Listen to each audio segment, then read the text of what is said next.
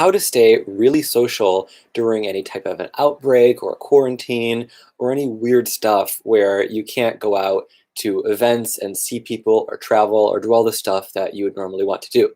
So I'm recording this during the time of the coronavirus phenomenon, or whatever other word you want to use.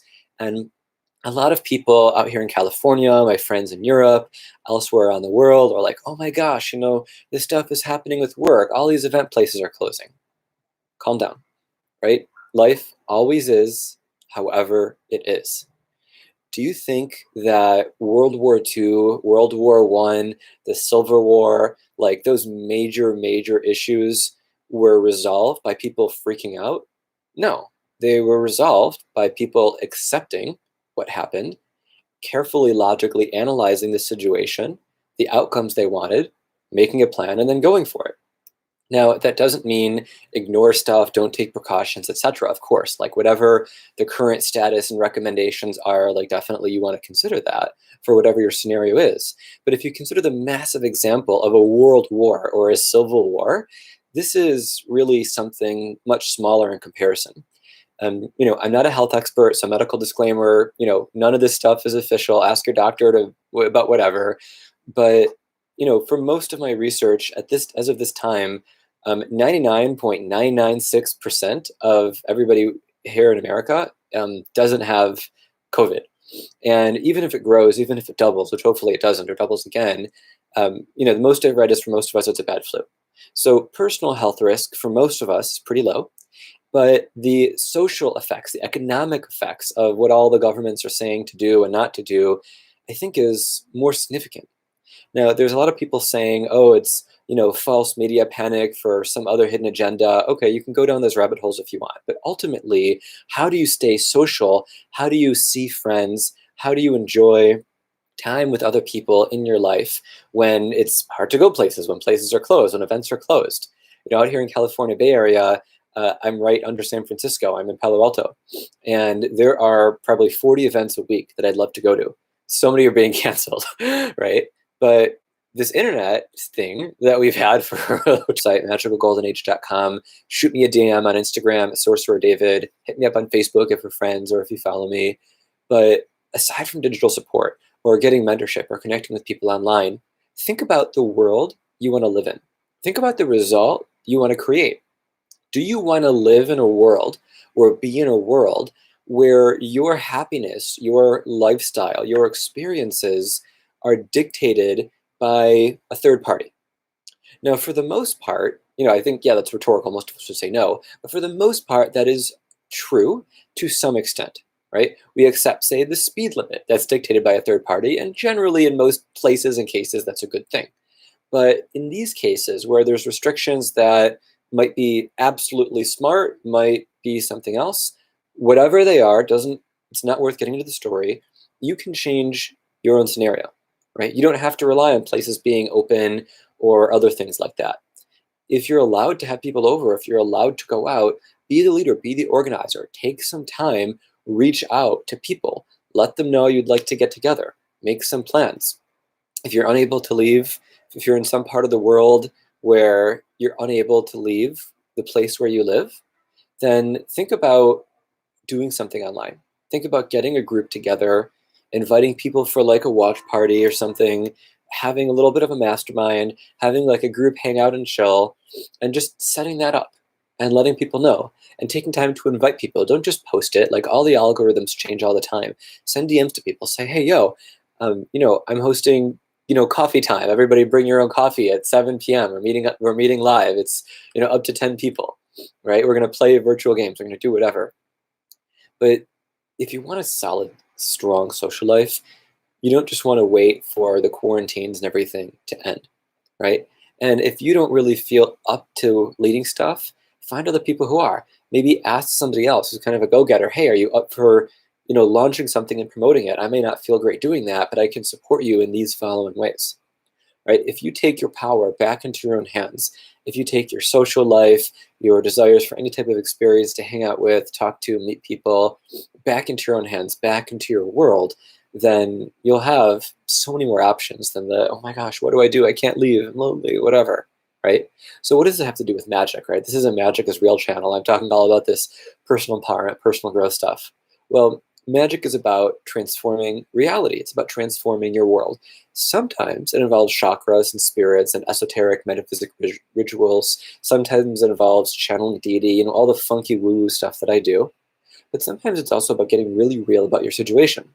Now, I'm definitely going to be posting videos on global collective healing for coronavirus, coronapocalypse, whatever word you want to call it. And, stay tuned.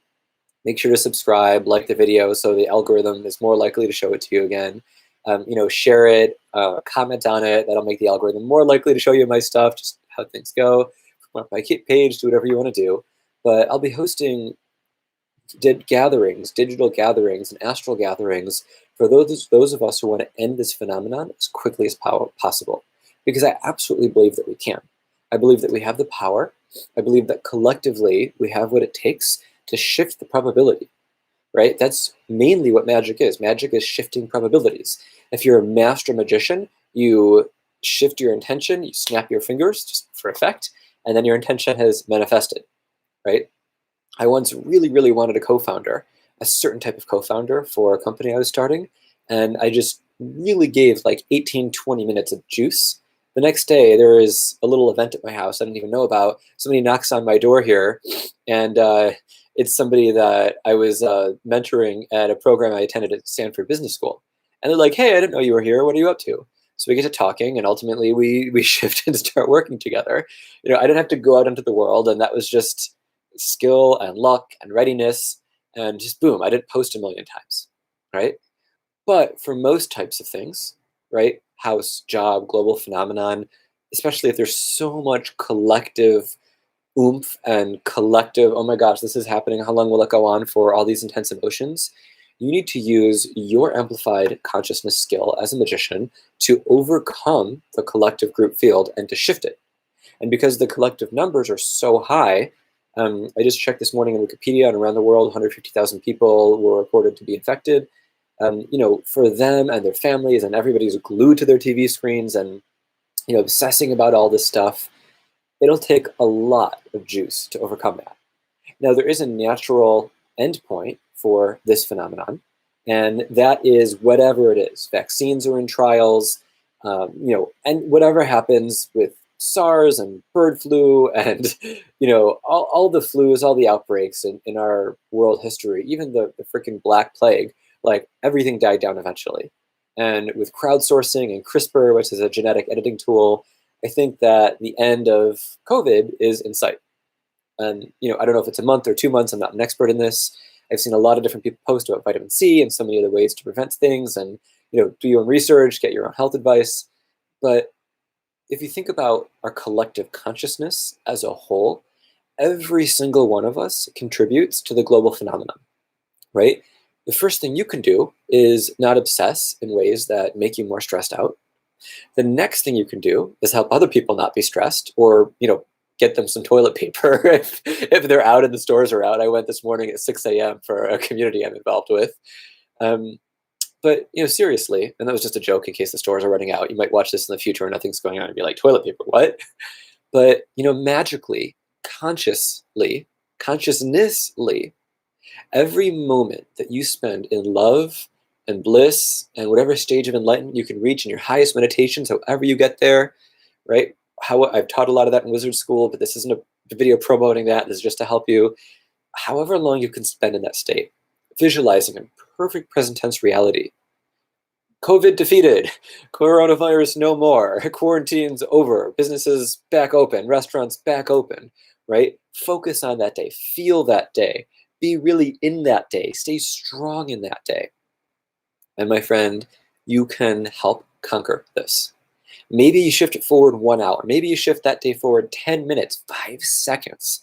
But if you watch this enough times as a reminder to do that meditation, which I'm going to post later today, if you share it with enough people, if you get enough other people on board, soon all those little chunks of time are going to add up, right? Say one powerful intention by a practiced, experienced meditator makes COVID's ending time, say, 5 minutes sooner, right? Shifts the probability. What's that times 100,000, right? When I'm making these videos, I'm not in super math mode, but I'm just going to open a calculator, and 100,000 times 5 minutes is 500,000 minutes divided by 60 minutes in an hour. That's 8,333 hours divided by 24 hours in a day is 347 days, right? So I don't think COVID would last a year. Hopefully you don't. And if we get 100,000 high-level magicians all manifesting, all meditating, all sending out intention, this could end immediately. Now, maybe we don't have 100,000, maybe we have 50,000, right? Whatever COVID's natural length is. I know this might be going out on a whim there with magic and math, but if you've done any ritual work, any spell work, anything whatsoever like that, please consider the equation, the probability, the magic. I have a chapter on magical power coming out soon. I think I might publish it for free just to help everyone a little bit here. And consider using this time, this energy, the momentum that you have, if you're spending more time at home, to build your strength, skill, and powers and abilities, and send out some rays of hope, of lightning zaps, of magic, of healing, of health in the world, right? This can be so impactful, and it's up to you, right? The world will do what it's going to do. You can make an impact too, right? Does your 5 minutes matter? Maybe in that 5 minutes, somebody's dear beloved grandma, would have had like a waitress sneeze on her, and the grandma's life would be shortened by 6 months, and that 6 months is all she needed to record her most precious moments for her family that would inspire her kids to like go on and win the Nobel Peace Prize for cleaning up the oceans. And if COVID had ended 5 minutes sooner, that granny wouldn't die, and she would pass on that life experience, knowledge, and inspiration to her grandkids, and then we'd have clean oceans, right? Who knows? But raise the stakes, right? If you do one act of service like this, if you do one powerful meditation like this, wow, you could go so far. So just consider that. Just consider what you're able to do. Please share any questions, thoughts, or comments below. And I really, really am grateful you're here, and I look forward to being more of service to you. Much love and aloha.